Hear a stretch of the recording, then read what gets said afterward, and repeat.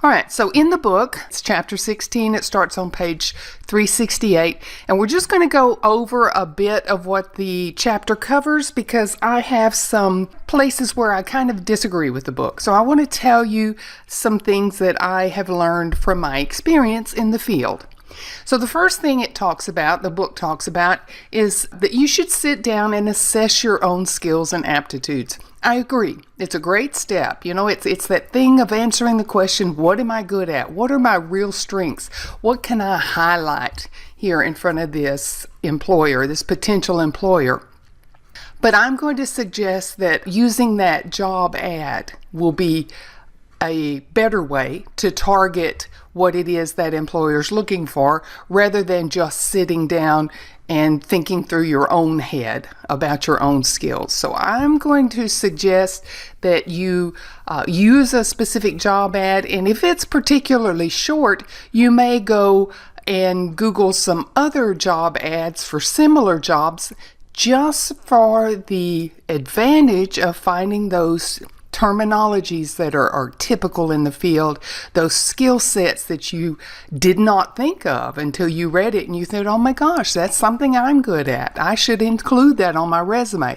So it's like idea generating for you to have both the advertisement that you're seeking and maybe even some additional ads that talk about those kinds of skills.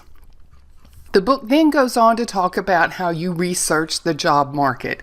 And it says, number one, plan your strategy. Well, for this assignment, we have a strategy. Find a job that you would really like to have, find an area that you would really like to hold a job in and target that.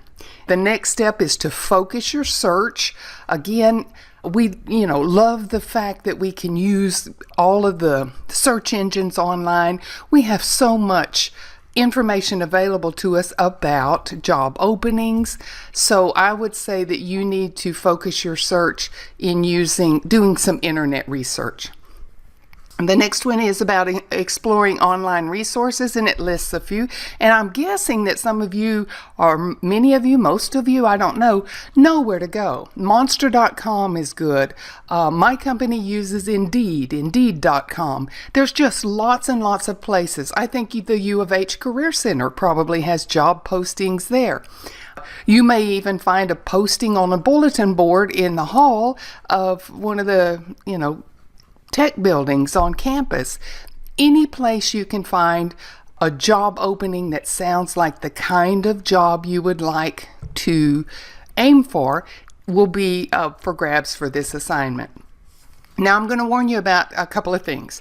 First of all, let's say you're one of the students that has a job. You're not really looking for a job right now, so you think, well, I'll just pick something random. Yeah, don't. Pick something that is something you would like to have. What if you lost your job tomorrow? What kind of job would you like to go for?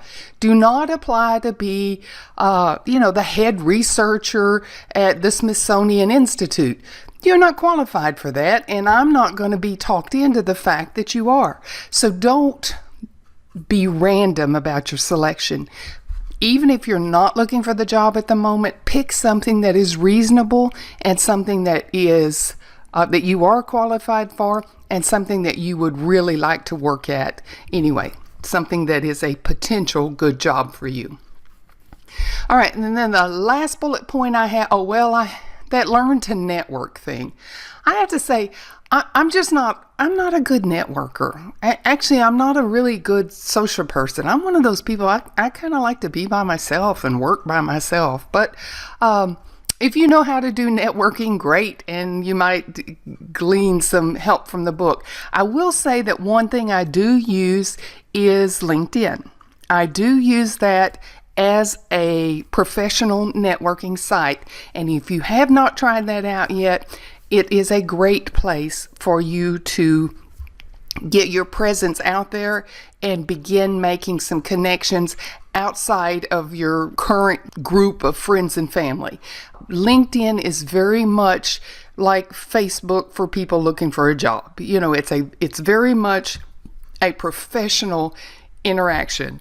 So I highly suggest LinkedIn as a place to network, but there are lots of ways you can utilize networking in order to actually find job openings and make connections with people who have the power to influence your ability to get a job. There is a resume checklist on page 390 to 391. It's in all three versions of the book, just different page numbers. But I'm also providing it as a link in the Unit 4 resource set, so be aware that you can download it there. We're going to review it after we finish going through the chapter. It turns out to be at the end of the chapter in the book as well, but it's a really good tool. I really like it, so I've recreated it for you, and we'll review it in just a few minutes.